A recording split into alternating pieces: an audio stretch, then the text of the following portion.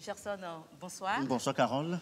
Très ravi de partager ce plateau avec toi ce soir. C'est un plaisir partagé. Merci beaucoup Gerson.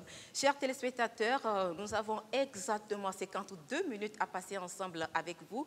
Bienvenue dans MAG 52, un nouveau programme de la TVT. C'est un nouveau magazine qui s'intéresse à votre quotidien, à notre vie, à tous, dans les domaines tels que la santé, l'économie, la culture, le social, etc.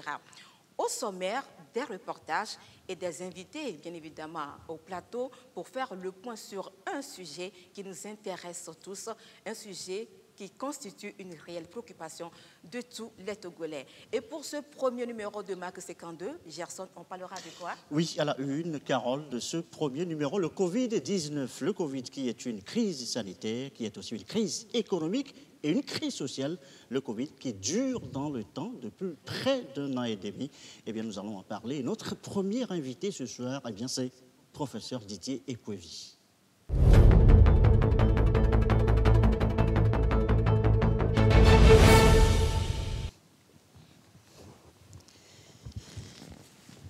Professeur Didier Ekwevi, bonsoir. Bonsoir. Bonsoir. Nous sommes très heureux de vous accueillir sur le plateau du MAG 52. Gerson, professeur Ekwevi est notre tout premier invité de ce magazine. Et nous sommes très heureux de vous accueillir. C'est avec plaisir. Alors, le professeur Didier Ekwevi, c'est une personnalité qu'on ne présente plus, tellement il est connu des Togolais. Professeur, vous n'allez pas nous dire le contraire ce soir. Sans commentaire. Sans commentaire. Alors, les Togolais vous connaissent depuis mars 2020, début de la pandémie au nouveau coronavirus, en tant que médecin épidémiologiste et de santé publique. Vous êtes aussi le président du conseil scientifique. Et donc, c'est à juste titre que nous allons évoquer avec vous ce soir l'aspect sanitaire de la pandémie. Alors, professeur, tout de suite, nous allons suivre le quotidien de quelqu'un qui, comme vous, était aussi ou bien est toujours en première ligne dans la lutte contre la maladie. Son nom, c'est Malik. Malik, il est laboratin au CHR Lomé Commune. Gerson, il faut rappeler C'est le centre réquisitionné pour le traitement des malades Covid. Tout à fait. Alors, Anita Tigakou et Marie-Ange Bida ont suivi Malik jusque chez lui dans sa maison après une journée de travail. Tout de suite, professeur, ce reportage, nous le regardons ensemble.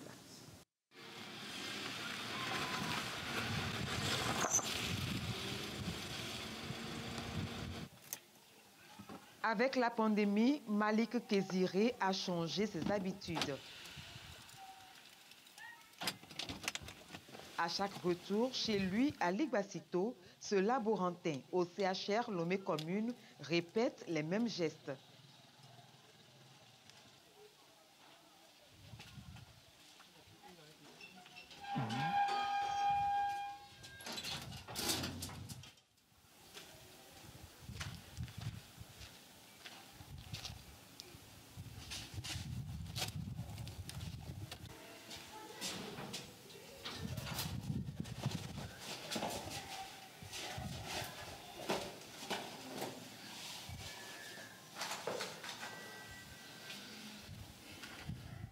De petits gestes qui sont devenus ceux de toute la famille.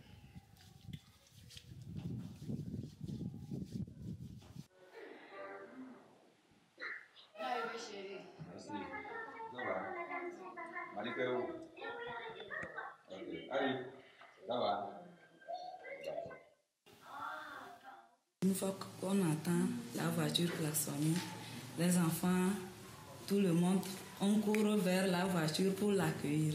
Mais avec l'arrivée de Corona, quand on entend, on ne fait pas ça. On entend, il vient, il se déchausse, il fait tout. Il se déshabille, il se douche avant de l'approcher.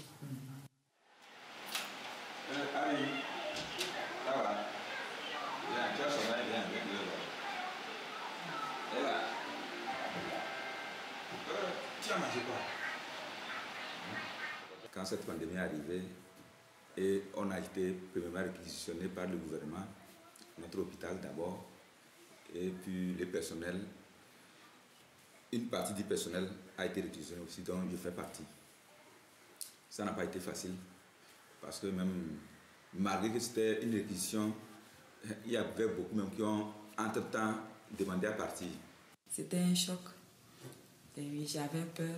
Je me disais, comment ça va se passer, comment ça va se terminer, on ne sait pas. Donc c'était la peur totale. Le travail se faisait d'une manière très, très stricte. Beaucoup d'attention, du prélèvement jusqu'au traitement des échantillons. C'était vraiment avec beaucoup d'attention. On a en fait deux zones. Il y a une zone verte où nous travaillons, nous sommes, et l'autre zone où sont les malades, c'est une zone rouge. Avant d'aller au prélèvement, il y a une combinaison que nous appelons ordinairement les épis.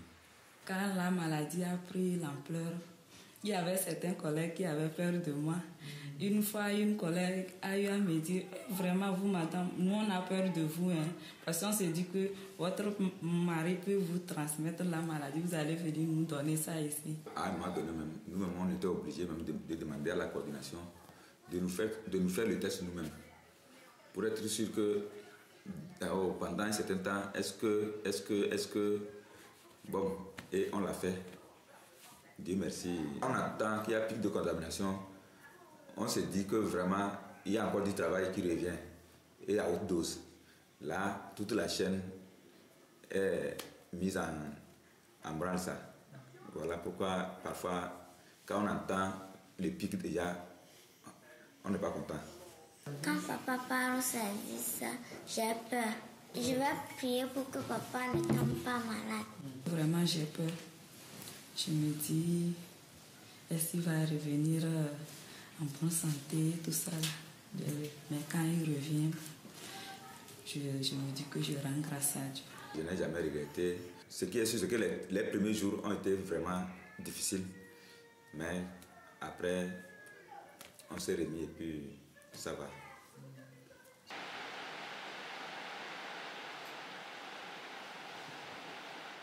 Dans la famille Kéziré, le Covid-19 est devenu comme un invité qu'on n'a pas prévu et qu'on aimerait voir repartir au plus tôt. Alors, retour au plateau, professeur. Pendant que le reportage passait, je vous regardais, vous aussi, vous étiez attentionné. Est-ce que, par un effet de miroir, vous êtes vu dans ce reportage? Qu'est-ce que ça vous inspire? C'est vraiment une situation qui est très difficile pour tout le monde, hein. Très très difficile, c'est-à-dire que c'est une nouvelle maladie qui est arrivée. On ne connaissait pas forcément les gestes pour éviter cette maladie, même si on avait eu un peu d'expérience avec Ebola, mais cette fois-ci c'était beaucoup plus compliqué. Et c'est vraiment l'occasion ici de saluer tout le travail qui est réalisé par le personnel soignant qui est vraiment en première ligne pour soigner les sujets qui sont infectés par la Covid-19.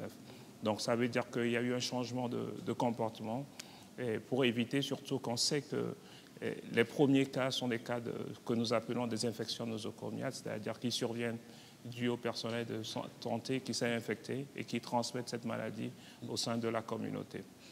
Donc je ne peux que saluer tout le travail qui est réalisé aussi bien par le personnel soignant, par le personnel également qui est en première ligne, qui cherche les personnes contacts. Justement, parlant du personnel soignant, où en est aujourd'hui ce personnel soignant? Est-ce que ça sent la fatigue, l'épuisement? Ça dure quand même dans le temps, le Covid. Ce que nous savons, personne n'avait imaginé que la Covid-19 allait durer 15 mois. Aujourd'hui, nous sommes à 15 mois, mais le combat est encore devant nous. C'est une épidémie qui dure dans le temps, donc forcément qu'il y a un épuisement physique et puis un épuisement psychologique. C'est ce que nous appelons dans notre jargon un burn-out. Et deuxièmement, c'est que cette pathologie, un burn-out, c'est un épuisement total. Un épuisement total. Ne plus avoir envie de se lever pour aller soigner. Et aussi, il y avait eu la peur d'être infecté, de contaminer ses proches, surtout au tout début de l'épidémie où il y avait pratiquement un manque d'équipement de protection individuelle. En tant qu'agent de santé? Oui, parce que même si vous lisez toutes les informations dans les livres, vous avez peur quand même, parce que c'est une maladie qui se transmet par voie aérienne et qui se transmet également par les messales. C'est ce que nous appelons la transmission manuportée, c'est-à-dire qu'il suffit seulement d'une minute d'inattention que vous portez les mains vers les muqueuses, c'est-à-dire vers la bouche, le nez et puis les yeux, que vous soyez infecté. Donc voilà, il y a cet épuisement. Et nous sommes même en train de le documenter actuellement au sein du département de santé publique pour pouvoir mesurer l'ampleur de cet épuisement physique et psychologique auprès du personnel de santé. Voilà. Professeur, dans le reportage tout à l'heure, Malik l'a dit, sa femme également l'a réitéré, la peur a été au rendez-vous aux premières heures de la maladie. Est-ce que vous avez également ressenti cette peur? Vous l'avez dit tout à l'heure, c'est vrai, vous l'avez également ressenti, mais parlez-nous un peu de votre entourage, vos amis, qu'est-ce qu'ils vous disaient? La situation est un peu différente parce qu'il y a d'abord ceux qui sont en première ligne, c'est-à-dire qui voient les malades au quotidien. Nous sommes, disons, nous réfléchissons un peu plus, c'est-à-dire que le travail d'un épidémiologiste, c'est de pouvoir collecter des données, de pouvoir les analyser, de faire des propositions. Moi, je salue beaucoup le travail qui se fait par le personnel qui est en première ligne. C'est vraiment eux qui sont au front et c'est grâce à leur détermination que nous en sommes à ce niveau actuellement. Nous n'avons pas eu le même sentiment de peur, mais nous devons aussi apprendre à se laver correctement les mains, à porter les masques pour éviter d'être transmis, puisque nous sommes en contact permanent avec ce personnel. Merci, professeur. Alors, nous nous sommes également intéressés à la chaîne sanitaire, c'est-à-dire que tous ceux qui sont toujours impliqués dans la gestion de la crise Covid, la santé dans tous ses états. C'est un reportage présenté par Robert Potogbe, Yata Aratem et Dodo Ouare. C'est tout de suite. Depuis plus d'un an, c'est le même scénario.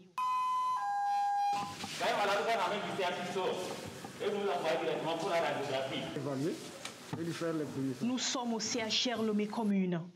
Autour de nous, une course de vitesse pour les soignants. Chaque seconde compte. On va lui faire des prélèvements pour voir déjà le taux de glycémie et puis les autres analyses en même temps. Pour rejoindre la zone rouge, nous avons dû nous revêtir des combinaisons de protection. C'est la salle d'habillage ici pour le personnel. Ici, chacun sait précisément ce qu'il doit faire. Aspiration, ça marche? Ok. Monsieur, bonjour. Bonjour. Comment vous allez? Ça commence par aller. D'accord. Le taux d'oxygène dans le sang qui est acceptable pour l'instant avec la tension qui est affichée là. Donc nous sommes en train là de faire une échographie rénale qui va nous permettre de déterminer la taille et la structure des reins. Information essentielle pour le néphrologue pour qu'il puisse faire son travail.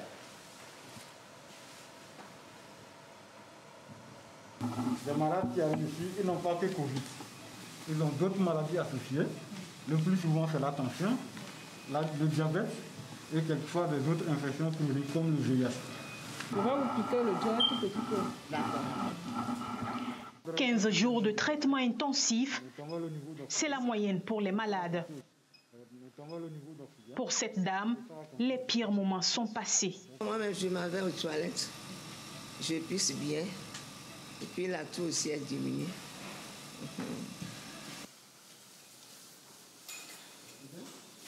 À l'étage, nous rencontrons ces 3 guéris. Nous avons choisi de ne pas les exposer. Eux sont maintenant hors de danger. Ils n'attendent qu'une seule chose. Ça serait une joie absolue de retrouver la famille. Je suis pressé de sortir. Nous remercions le Seigneur. Ça va. Pour les soignants, la lutte est quotidienne. Des centaines d'infectés, 10% de mortalité malgré les soins.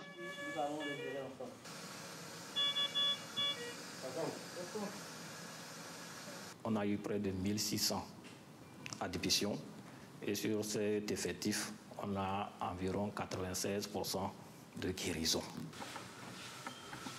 Il y a ceux qu'on soigne et ceux qui ont guéri. C'est le cas de cette jeune femme. En juin dernier, sa vie a basculé. La coordination nationale de Covid m'a appelée pour me dire que je suis testée positive. Bon, honnêtement, j'ai vraiment paniqué. J'ai même collé les larmes. Au boulot, mes collègues qui le savent ne m'ont pas fui. Seulement que moi-même, je me méfiais d'eux parce que je ne voulais contaminer personne. Mais à la maison, c'est mon frère. Même quand il voit mon ombre arriver, il a peur de moi. Autour de cette malade guérie, tous n'ont pas la même réaction. C'est le cas de cette voisine qui n'a pas craint de retrouver la jeune femme. Même si elle atteint de Covid, ça ne me dit mot. C'est pas ça qui va me séparer d'elle. Plus de 14 000 cas de coronavirus ont été enregistrés au Togo à la date du 13 juillet. La région maritime a été la plus touchée, mais le taux de guérison est plutôt rassurant. Le pays a enregistré un taux de guérison national de 96%. Il faut dire que parmi ces cas qui s'élèvent à autour de 14 000, à peu près 17% de l'ensemble des patients atteints de Covid sont des voyageurs, sont des étrangers qui sont venus de l'extérieur. Aujourd'hui, l'actualité du Covid, c'est la vaccination. Un espoir pour les médecins, mais un sujet de discussion entre Togolais.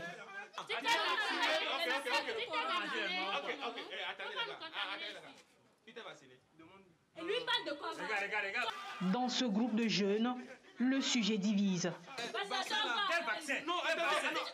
J'ai déjà pris les 2 doses. Après la vaccination, là, tu n'as rien eu. Mais j'ai eu. Je ne veux pas me vacciner. Mais c'est Pourquoi tu n'as pas pris la seconde? Moi, j'ai peur. Le pari désormais, susciter une large adhésion à la vaccination. Le dispositif est en place. Les soignants mobilisés, à chacun de prendre ses responsabilités. Alors dites-nous, professeur Kouvi, face à cette maladie, est-ce que notre système de santé tient toujours le coup? D'abord, dans le reportage, je voulais faire un commentaire parce que lorsque vous portez ces équipements de protection individuelle, j'ai eu l'occasion de le porter 1 ou 2 fois, il est extrêmement difficile de tenir 1 heure ou 2 heures parce qu'il fait extrêmement chaud dans ces équipements. C'est vrai. Et quand vous voyez le personnel soignant porter ces équipements pendant 5-6 heures, c'est vraiment un gros travail qu'ils font. Quant au système de santé, le système de santé, c'est au fait, par définition, c'est l'ensemble de tous les moyens que nous mettons pour pouvoir faire face aux épidémies ou faire face aux maladies d'une façon générale. Et ce qui s'est passé dans le cadre de la Covid-19, c'était d'abord une organisation toute particulière. C'est-à-dire qu'il y a un comité de crise qui est présidé par le chef de l'État, il y a un conseil scientifique, il y a un comité de gestion, et puis il y a la coordination nationale, et puis il y a la cellule sectorielle. À ce niveau, nous prenons des décisions, ou bien nous participons à la prise de décision, et c'est grâce vraiment à l'adhésion de la population que nous arrivons à tenir, parce que toutes les décisions qui sont prises, si la population n'adhère pas, nous ne pouvons pas être à ce niveau. Il faut également saluer dans cette organisation le personnel de santé qui participe très activement. On a même fait recours à des personnes qui sont retraitées, qui appuient fortement le système de santé et enfin les partenaires au développement. C'est vraiment une équipe tout à fait solide autour du gouvernement pour pouvoir avancer et contrôler cette épidémie. Alors, parlant justement, professeur, des moyens dont vous venez de nous parler, est-ce que notre pays a disposé de ces moyens pour faire face véritablement à cette lutte contre le virus du corona? Il y a eu des changements, il y a eu beaucoup d'évolutions. Disons-le clairement, il y a eu beaucoup d'évolutions. Au tout début, il n'y avait pas de réanimateur, il y avait pas, on ne pouvait pas, par exemple, faire une échographie directement au lit du malade. Réanimateur et respirateur, c'est la même chose, c'est le même appareil. Ça change un tout petit peu, mais bon, on ne va pas rentrer dans ces détails. Oui. Mais on a aujourd'hui suffisamment de moyens pour pouvoir prendre en charge les patients qui présentent des signes de détresse respiratoire. Ce qu'il faut savoir, c'est que vous avez 5% de ces patients qui vont venir dans un tableau clinique très grave ou bien critique, qui ont des difficultés respiratoires, donc il faut les aider à respirer. Donc il faut des machines pour les aider à respirer et on a aujourd'hui ces machines, mais il faut quand même se dire qu'il y a aussi des limites. Les limites, c'est qu'on n'a pas suffisamment une grande salle de réanimation. Et puis aussi, lorsque vous avez 20, 30, 40 patients, en fait, il faut 3 personnes pour s'occuper d'un patient. Et c'est pour cela que nous disons aussi à la population de faire très attention pour que nous n'ayons pas une surcharge hospitalière. Tout à fait. Parce que la grande difficulté, c'est la surcharge hospitalière. Tout à fait. Et l'actualité, le reportage en a fait allusion. On va aller précisément maintenant sur la vaccination. Professeur, est-ce que le dispositif tel que mis en place jusqu'ici, est-ce que ça marche? Est-ce que ça donne les résultats escomptés? Il faut voir, moi je vois le bon côté des choses, hein, très simplement parce que le Togo fait partie des pays qui ont adhéré à l'initiative COVAX, et puis il y a d'autres initiatives qui sont l'initiative de l'Union africaine, et puis le gouvernement qui va également utiliser des moyens pour acheter le vaccin. Le vaccin aujourd'hui c'est une denrée rare, et parce que c'est toute la planète qui a envie de se faire vacciner. Aujourd'hui, si vous prenez les chiffres d'aujourd'hui, c'est 3,3 milliards de personnes qui ont déjà eu la vaccination. Ce qui se passe globalement, c'est qu'on n'a pas de vaccin. On n'a pas de vaccin. Justement, vous parlez de l'initiative COVAX. Est-ce que ça marche vraiment? Nous avons au Togo eu la chance d'avoir 600 000 doses de vaccins. On fait partie des rares pays à avoir vacciné 95% du personnel de santé. Et vous pouvez vérifier, très peu de pays sont arrivés là. Et la question de l'obligation vaccinale chez le personnel de santé ne se pose pas au Togo. Ça, c'est un excellent résultat que nous avons. Et nous sommes passés d'abord aussi d'une approche population, puisque l'idée, d'abord, c'était de vacciner les personnes qui sont à haut risque d'être décédées ou de présenter des formes graves, qui sont les personnes âgées de 50 ans et plus.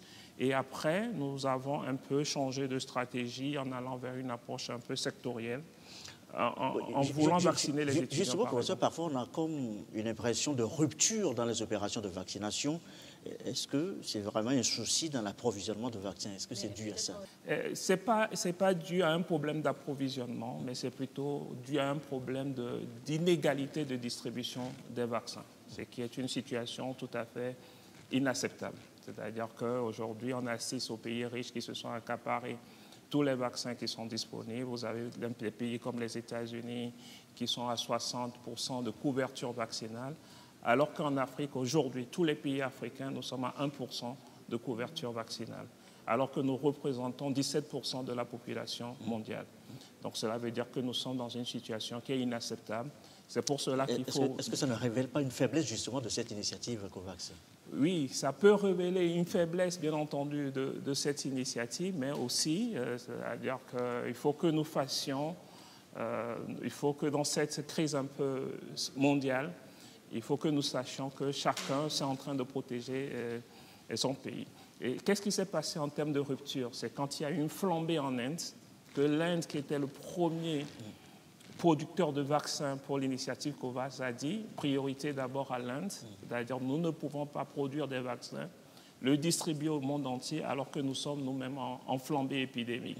Donc ça, c'était une situation qu'on n'avait pas imaginée au tout début qui est arrivée. Alors, professeur, on parle de plus en plus, surtout l'OMS qui parle de plus en plus d'une troisième voire quatrième vague. Est-ce que ça craint vraiment pour nous? Et quand je dis nous, je parle bien évidemment de nous les Africains. Quel est votre avis sur la question? J'aimerais pas faire peur, mais les épidémies évoluent par vague. Une vague, c'est une augmentation brusque du nombre de cas qui va arriver à un moment de plateau et puis va descendre. Et c'est vraiment des mouvements de vague.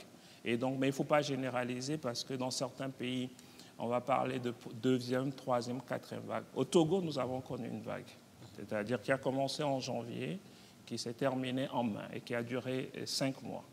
Mais ce qu'il faut rappeler, c'est tout simplement que la première vague, ou bien la nouvelle vague, est plus forte. Elle est plus prononcée, elle est plus marquée que la vague précédente. Donc, toutes les conditions sont réunies pour une nouvelle vague. Attention alors. Toutes les conditions sont réunies pour une nouvelle vague. Un, il y a un relâchement total des mesures barrières. Il suffit seulement d'aller dans les lieux de culte pour voir. Oui, ça c'est vrai. Deux, nous avons une faible couverture vaccinale. Moins de 2% de la population est totalement vaccinée.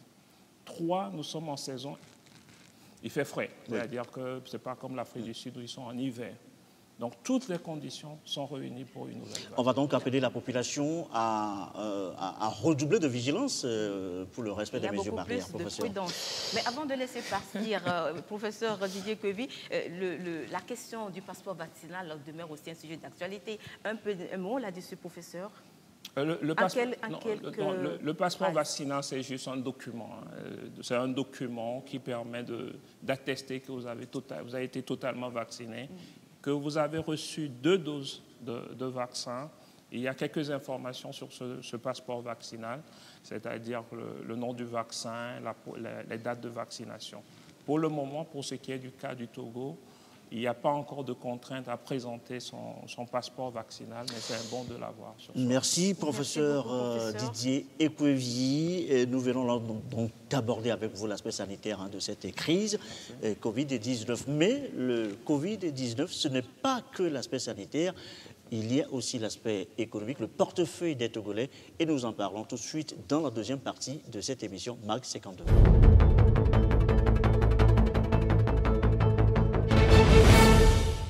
Voilà, nous abordons la seconde partie de cette émission avec la problématique de la vie chère. La vie chère, vous le savez, c'est une réelle préoccupation pour les Togolais.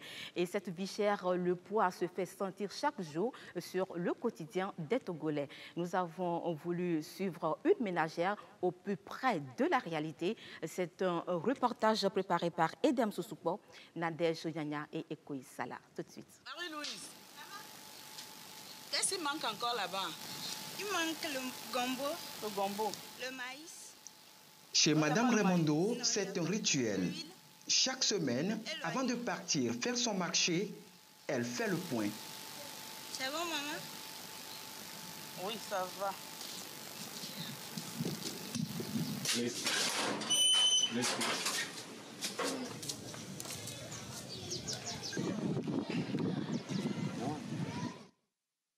Entre la maison de Madame Raimondo et le marché, 3 km à parcourir. 3 km et 500 francs à payer. 300 francs de plus qu'il y a un mois. 500? Pourquoi 500? Non, ne me dis pas ça. Non, j'ai 150. En cause, le carburant plus cher. Mais après négociation, elle arrive quand même à s'entendre avec le Z-Man.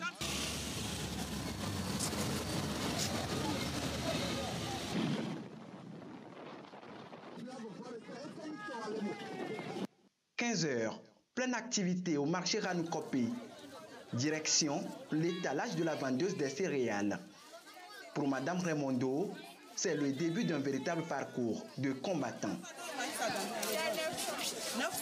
Mais pourquoi? Non, c'est trop cher. C'est bien blanc. Qu'est-ce qui est blanc? Est-ce que c'est blanc? Et ça, là, c'est combien? Oh, 900, c'est trop cher. Je te donne là 700. Donne-moi 2 bols.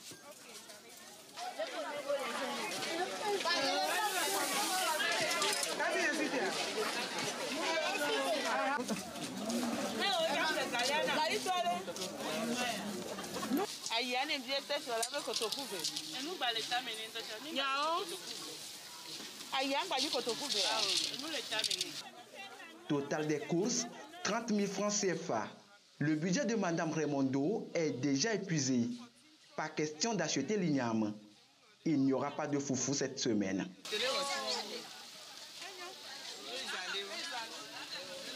Le marché réduit au strict nécessaire.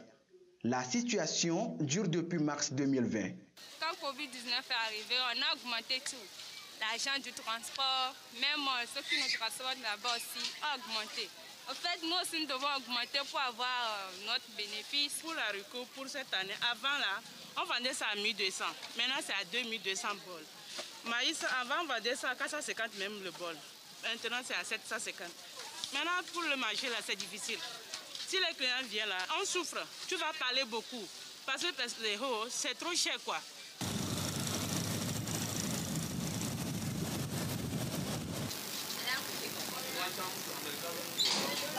Vraiment, les choses sont devenues très chères. Regardez par exemple les pommes de 9 000 que j'ai achetées.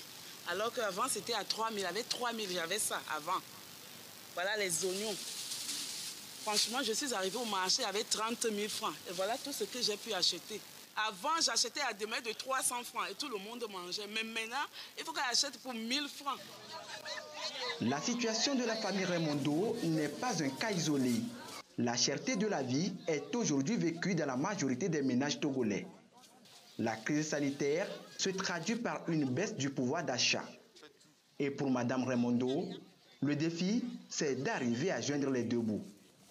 Et voilà, donc la vie chère est bien sûr une préoccupation pour les Togolais aujourd'hui. La vie chère, Carole, on va en parler. C'est tout de suite avec nos invités. Et évidemment, pour cette seconde partie, nous avons 3 invités. Mais en attendant que le 3e invité nous rejoigne sur ce plateau, nous avons avec nous professeur Maoli Kouchero. Vous êtes économiste, doyen de la faculté des sciences économiques et de gestion à l'université de Lomé. Professeur Kouchero, bonsoir et bienvenue.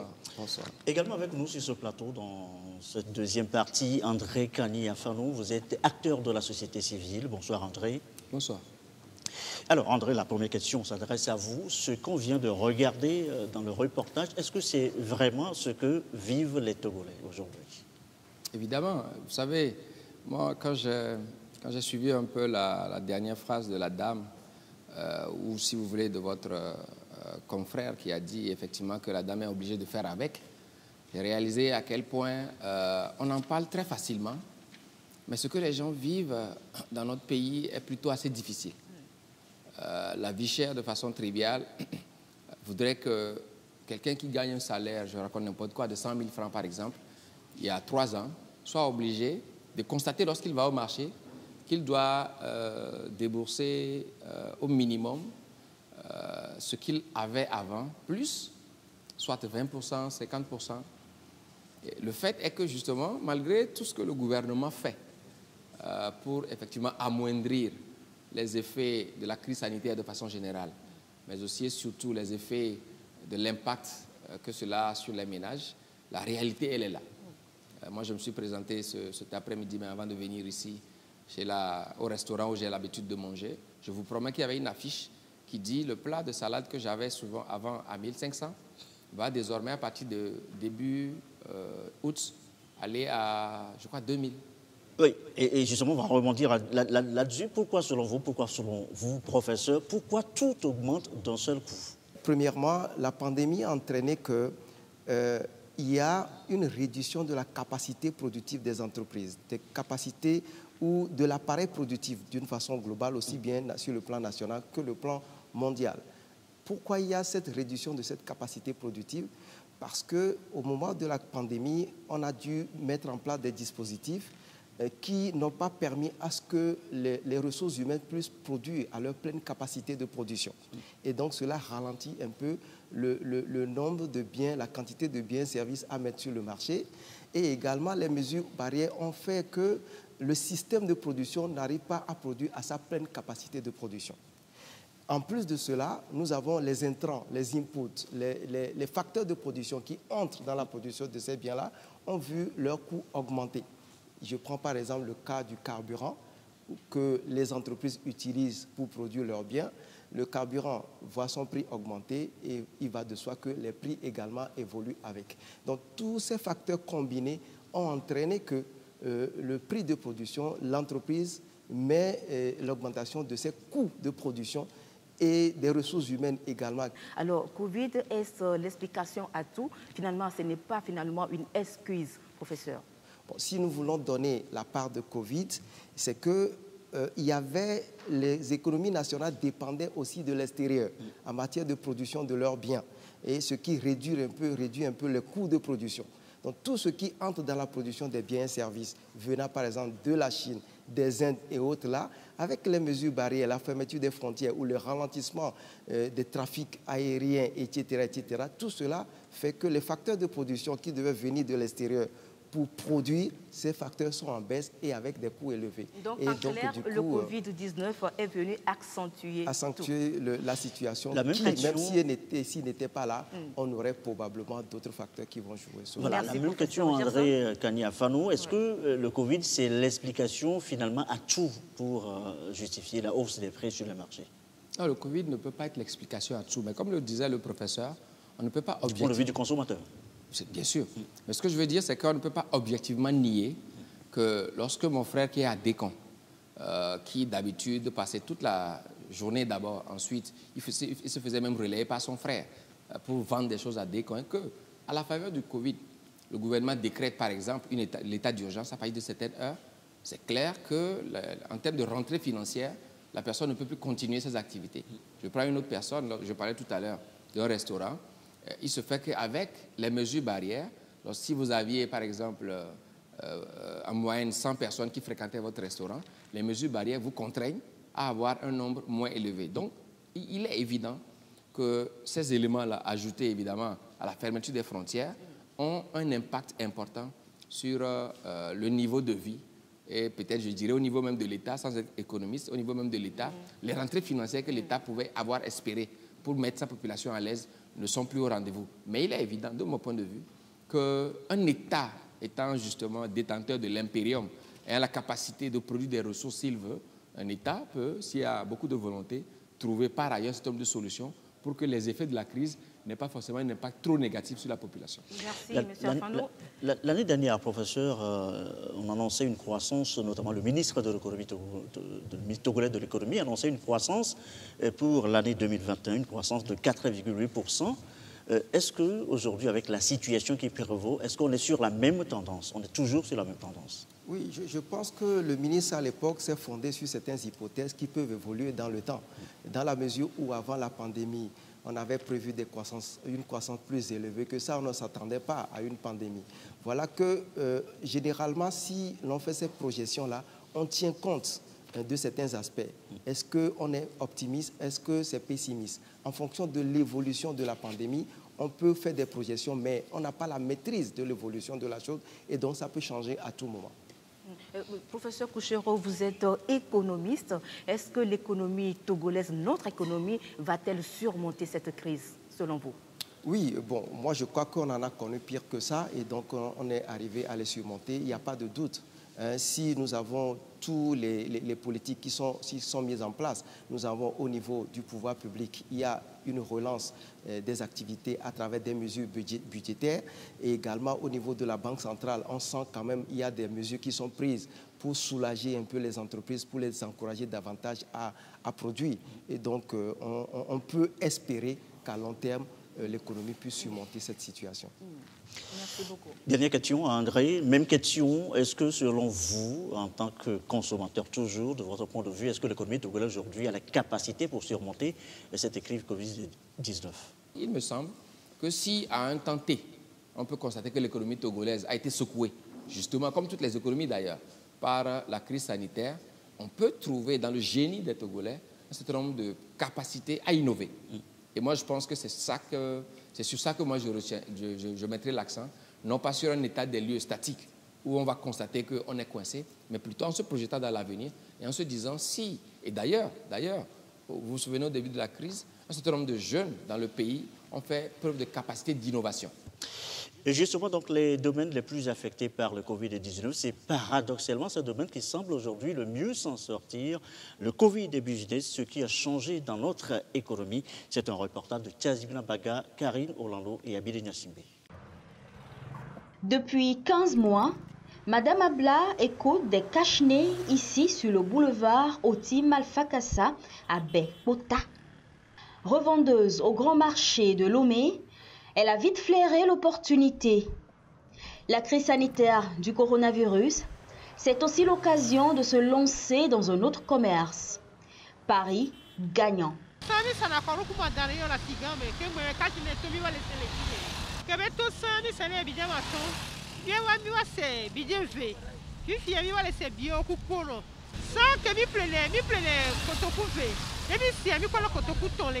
Cinq à 10 paquets de 50 bavettes écoulés par jour, 20 000 francs CFA de revenus en moyenne, 150% de bénéfices.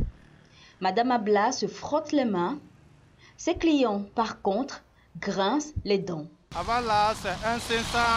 Moi, avec les deux enfants, on a acheté la 5. Donc à 5 là, ça fait 2500 par jour. Cherté des bavettes, nécessité de protéger les populations, urgence sanitaire, le gouvernement a fait former 807 couturiers à travers le Fonds d'appui aux initiatives économiques des jeunes. Monsieur Adotevi est l'un d'eux. Cette formation a été pour lui une porte d'entrée sur le marché lucratif des cache-nez. Certaines sociétés commandent 1000 cache-nez et l'unité qui est à 250 francs, donc ce qui fait 250 000. En gros, j'ai gagné banalement 2 500 000 à 3 millions avec les sociétés. Avec l'INAM, j'ai gagné banalement 1 500 000 et présentement, il n'y a plus de commandes.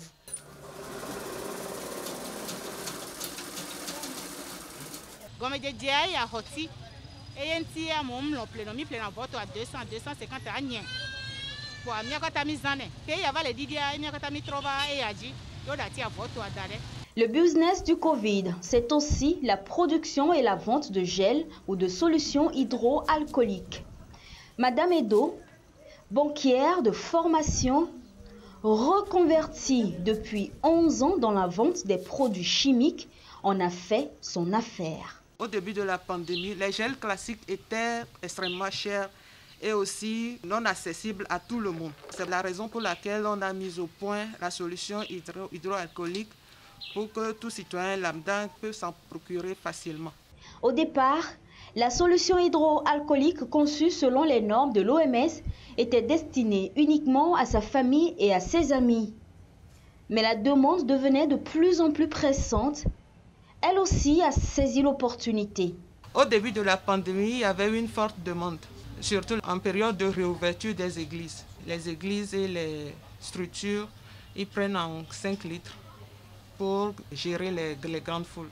En ce moment, par jour, je peux vendre 5 bidons de 5 litres, ce qui fait 100 000 francs CFA. Si Madame Edo maintient ses ventes en boutique malgré la pandémie, Madame Changai, revendeuse en électroménager, a choisi, elle, de mener ses affaires en ligne. Tout passe maintenant par son smartphone. Oui, allô? Ok, pour la livraison. D'accord, merci.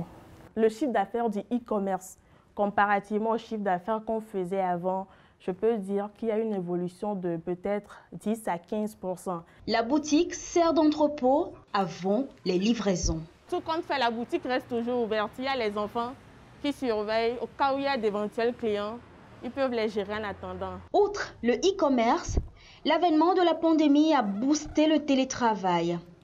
L'Agence nationale de l'aviation civile, ANAC, s'y est convertie. Ici, le directeur préside une réunion de la CEDEAO sur l'harmonisation des taxes aéroportuaires en vue de la relance du trafic. Au plus fort de la crise de cette pandémie, nous avons réduit le nombre de personnels qui devaient venir au bureau, si bien qu'on a respecté la distanciation.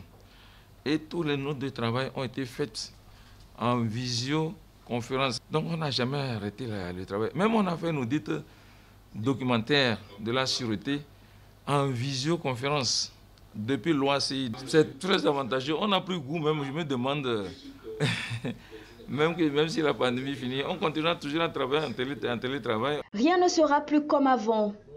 Le coronavirus a bouleversé les habitudes. La tendance aujourd'hui est à la relance post-Covid. Le défi, une croissance revenue, soutenue et durable. Voilà, Gerson, je l'avais déjà annoncé qu'il y aura un troisième invité avec nous sur ce plateau. Il s'agit du professeur Guy Mussodé qui vient de nous rejoindre. Alors, professeur, bonsoir. Bonsoir, madame. Bonsoir, monsieur. Ravi de vous accueillir sur le plateau de MAG 52. C'est partager ce plaisir. Alors, vous êtes professeur de lettres, quelqu'un de bien connu dans le monde littéraire et intellectuel et aussi de la société togolaise. Alors, vous allez ce soir porter votre regard anthropologique par rapport à la société. Et donc, nous sommes là ce soir dans ce magazine. Nous avons abordé plusieurs aspects concernant la crise sanitaire qui a entraîné la crise économique dont les conséquences ne sont plus à démontrer. Alors, dites-nous, question à la fois complexe et simple, selon vous, qu'est-ce que le Covid-19 a provoqué ou bien a changé dans nos vies de façon profonde? Oui, bon, comme on le disait dans le reportage tout à l'heure, les choses ne seront plus comme avant. Aujourd'hui, nous parlerons justement de pré-Covid et de post-Covid. C'est vrai, il y aura des habitudes qui seront reprises, mais fondamentalement, nous verrons que dans tous les secteurs d'activité, dans tous les secteurs, il y a cet impact. On peut pratiquement commencer, si je prends le secteur académique, éducatif. Aujourd'hui, on est obligé d'enseigner autrement en tenant compte d'une nouvelle, en tenant compte d'une nouvelle pédagogie à laquelle on n'était pas encore, on n'était pas préparé. Habitué. Parce que enseigner à travers les médias, c'est différent d'enseigner de façon présentielle. Donc, profondément, qu'on le veuille ou non, les méthodes d'enseigner, ça va changer. Même au niveau culturel et religieux, c'est très important. Même dans nos pratiques religieuses, nous avons des comportements, et je dirais même gestuels, qui sont obligés d'être révisés. Même la notion de contact, la notion de scarification et autres. Et nous l'avons également au niveau des relations interpersonnelles. Vous allez voir qu'il y a des réflexes qui commencent par être acquis. On ne se salue plus en se serrant la main. Et d'ailleurs, la salutation qui avant était de moi vers vous, mais ça devient justement un geste qui est plutôt réflexif. C'est-à-dire que vous allez voir, quand vous observez les gens, ils se saluent plutôt comme ça. Alors qu'avant, on se saluait en allant vers l'autre. Justement, est-ce que on ne se recroqueville pas sur soi-même? Est-ce que ça ne va pas changer justement quelque chose peut-être de négatif dans la société? Naturellement, parce que pourquoi je disais tantôt, d'ailleurs, je l'ai toujours dit que la Covid-19, qui était d'abord un phénomène essentiellement médical, a des dimensions à la fois psychologiques, à la fois sociologique, social et même affectif. Parce que vous allez voir que, heureusement que dans nos milieux, le phénomène est moins ressenti, mais ailleurs, une certaine classe sociale, surtout la jeunesse, est en train de perdre sa jeunesse, parce que la jeunesse, c'est l'ouverture sur l'autre, vers l'autre. Mais et le lieu de rencontre essentiel, c'est quoi? C'est l'école. C'est également les lieux de divertissement. Mais aujourd'hui, tous les parents, justement, font tout pour que l'enfant n'aille pas dehors. Professeur Couchereau, dans les amphis, est-ce que vous avez déjà senti un peu cela, ce que dit M. Guy Missolé? Bien entendu, nous ne pouvons plus enseigner comme auparavant, puisque nous devons respecter les mesures barrières. Et donc, on n'a plus un cours qui va se faire, par exemple, en une seule séance, ça va se faire en plusieurs séances, dont certaines séances qui seront en ligne. Donc, on a une nouvelle méthode d'enseignement. Mais est-ce que cela a des perturbations sur le programme de cours en général? En tout cas, je pense bien, parce que ce que nous devons faire en un semestre, ou bien ce que nous devons faire en 3 mois d'enseignement, on le fait en 4 mois, voire en 6 mois. Et donc, peut-être c'est lié au fait que c'est maintenant qu'on s'adapte à cette nouvelle méthode d'enseignement. Avec le temps, on finira par maîtriser, puis ça va aller de soi. Merci beaucoup, Monsieur Afanou. Oui, vous me laissez poser cette question. En quoi est-ce que le Covid a modifié, votre vie autour de vous? Je voudrais juste préciser que ce n'est pas extraordinaire de constater que la Covid a modifié notre façon de voir. Si vous permettez une petite digression, avant le 11 septembre, tout le monde sait que voyager était plus facile que voyager après le 11 septembre. Donc, à partir du moment où, dans l'histoire de l'humanité, il y a des chocs à la fois politiques, culturels, l'humain arrive à s'adapter. Et donc, en clair, à titre personnel, effectivement, comme beaucoup de compatriotes, moi, je pense qu'il y a juste que psychologiquement, on doit admettre que sur le plan sanitaire, par exemple, moi, je ne pense pas que ce soit mauvais qu'on ne soit pas obligé de se serrer la main, par exemple. Je ne pense pas que ce soit mauvais qu'on puisse mettre le cache-nez parce qu'il y a un certain nombre de maladies. Les spécialistes vous diront qu'il y a un certain nombre de maladies qui ont été réduites. Mais c'est vrai que sur le plan social, évidemment, les témoignages d'affection que les gens avaient les uns avec les autres, la façon de faire le culte pour ceux qui sont croyants et d'autres aspects ont effectivement beaucoup changé. Voilà, Carole, on arrive à la fin de ce premier magazine, premier numéro de Max 52. Oui, Gerson Ndovo, les 52 minutes sont bel et bien finies. Nous allons remercier nos chers invités pour leur disponibilité. Professeur Guy Missolé, merci d'avoir été des nôtres dans ce numéro de Max 52. Professeur Maoli Couchereau, merci également à vous. Monsieur André Afanou, tout le plaisir a été pour nous d'avoir partagé ce plateau avec vous. Nous remercions également le Musée national avec son conservateur, monsieur Nabédé Sanda, qui nous a gentiment accueillis dans ce beau cadre pour l'enregistrement de cette émission. Nos remerciements vont également à toutes les équipes de production, rédaction, réalisation et de la technique pour la réussite de ce premier numéro. Gerson Dovo. Oui, Carole, le Covid-19, c'est aussi le monde du spectacle qui a été durement frappé par la pandémie. Et ce soir, nous avons voulu leur faire un clin d'œil. C'est notre façon à nous de les saluer. Et nous ne les oublions pas, c'est à travers Dos d'Almeida qui nous rejoint sur ce plateau. Bonsoir, Dos d'Almeida. Oui, bonsoir, Gerson. Bonsoir. C'est à vous.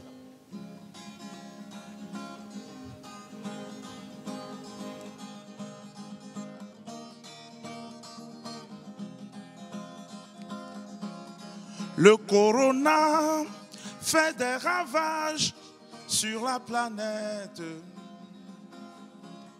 Méfions-nous, les mesures barrières. Le corona fait des ravages sur la planète. Protégeons-nous, respectons les mesures barrières. Luttons ensemble pour un monde sans corona. Luttons ensemble pour un monde sans corona. Luttons ensemble pour un monde sans corona. Luttons ensemble pour un monde sans corona. Le corona fait des ravages sur la planète. Protégeons-nous, respectons les mesures barrières. Le corona fait des victimes sur la planète. Méfions-nous, respectons les mesures barrières. Luttons ensemble pour un monde sans corona. Luttons ensemble pour un monde sans corona. Luttons ensemble pour un monde sans corona. Luttons ensemble pour un monde sans corona. Oui, merci. Bravo.